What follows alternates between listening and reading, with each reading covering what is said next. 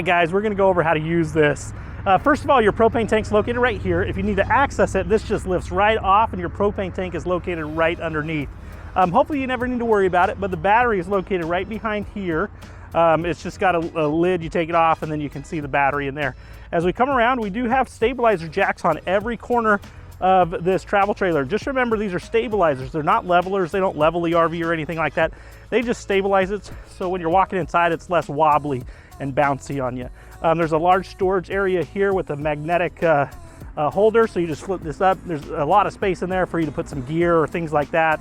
It does have an awning on this as well. This is an electric awning. It does not automatically close, so if it's windy, rainy, stormy, anytime you go to bed at night or anything, make sure you close that up.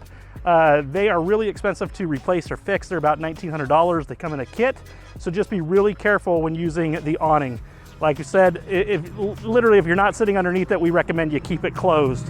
There is a black tank flush here. If you're flushing out the black tank, you can hook a garden hose onto this. Make sure the valve on the black tank dump is open anytime you add water through there. What that does is it kind of rains down inside the tank and kind of cleans it out with fresh water inside that black water tank.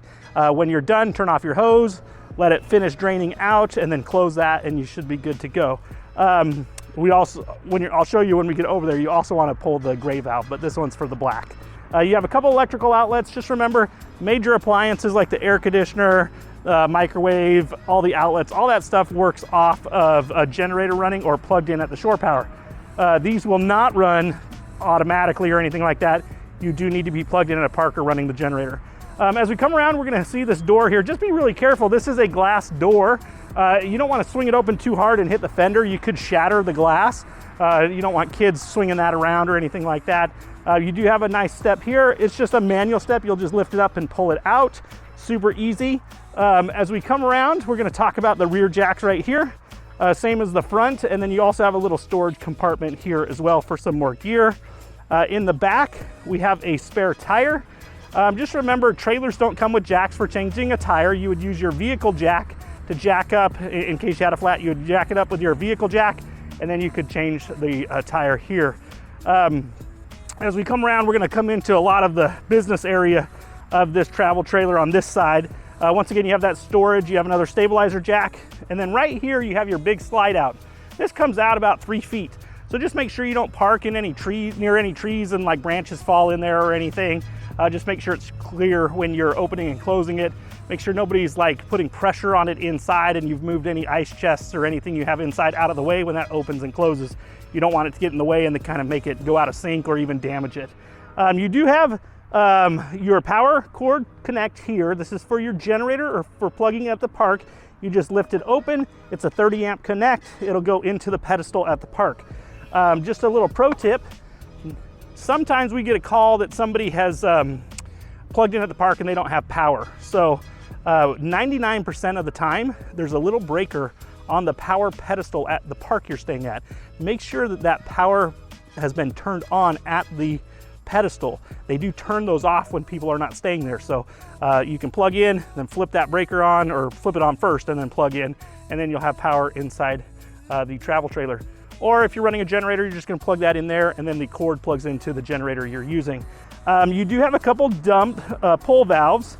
There is one in front of the tire and one behind the tire. The one in front is for the black water. You're gonna hook your sewer hose on right there. You'll pull that valve and it'll drain out. That's where we talked about running that water through there. So you'll let it drain out and add some water. It'll flush it out.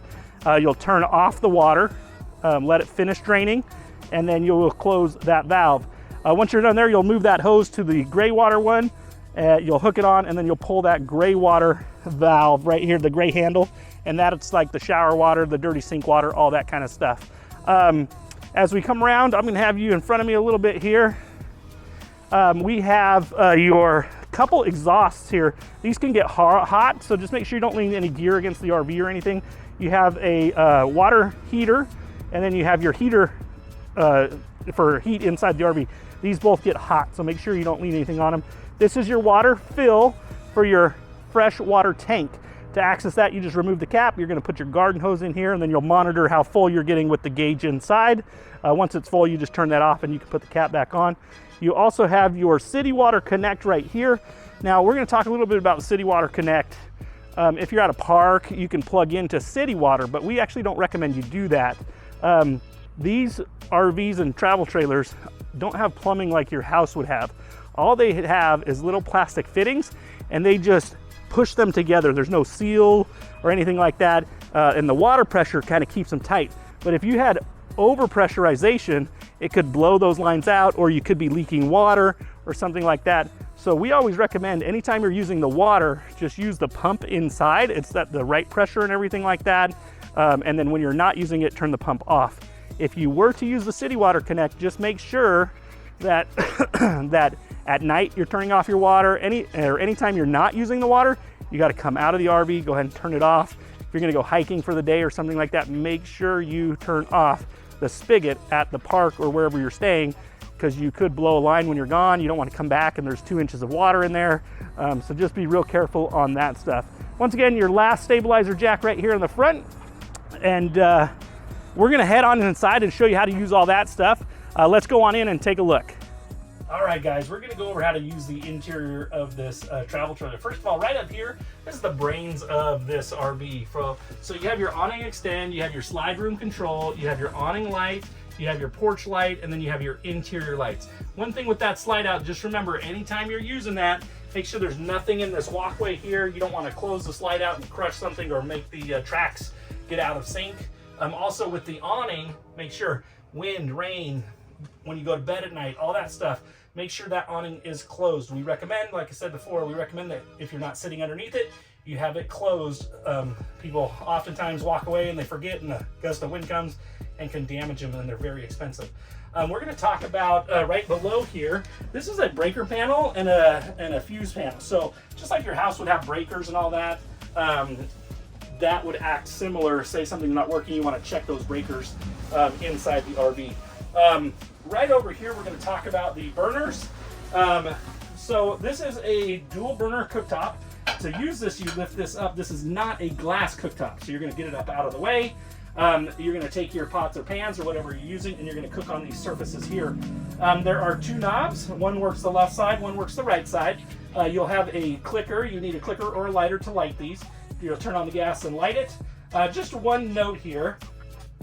This burner's offset to the left. If you're using a larger pan, make sure you use the left side. What you don't want to use is a bigger pan that overhangs these plastic knobs. If your pan heats up, it will melt these knobs. We've seen that a few times. So just make sure if you're using the right side, you're using a smaller pot or pan, and then use your larger pots and pans on the left side. When you're all done, let it cool down, and then what you'll do is just close this up, and you're good to go. Make sure, obviously, you turn off the gas and all that kind of stuff. There is a nice microwave oven here as well. Just remember, any major appliance, the microwave, the air conditioner, all the outlets, all that kind of stuff, you need a generator on and running to use them. We're going to talk about how to convert the dinette into additional sleeping area. So this is super easy. All you do is you're going to remove the tabletop by lifting it off of these 2 poles. Once you lift it off the 2 poles, you're going to take these poles and stow them away. You're going to take this tabletop and you're going to drop it down on these 4 knobs. Actually, this one has 3. 1, 2, 3. This tabletop sits right on those knobs.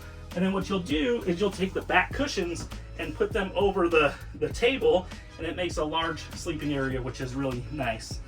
You can easily sleep an adult, even probably 2 kids you could get on there as well. We're gonna head this way. Right here to my left is your gauges. So you have your gray water, your black water, your fresh water, and your battery levels. When you push those buttons, these will light up to indicate where you're at. Just remember, those are guides. They're not 100% accurate. Oftentimes they actually misread. So just be aware of that. These are just to help you out. You do have your water heater button here, and you have your water pump button here for running water. Remember, anytime you're not using the water, make sure that pump is turned off. We're gonna go over how to use the refrigerator. This is pretty awesome. I'm just gonna show you the inside real quick. It's got lots of space and a little freezer box. Right in the bottom right, there's a slider valve right there.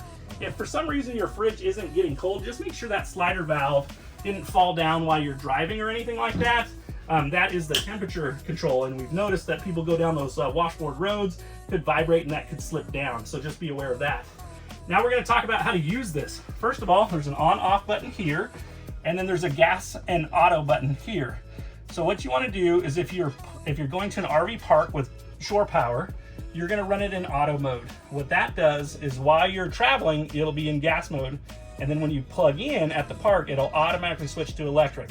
Then when you unplug from the park, it'll switch back over to gas. That way your food keeps cold.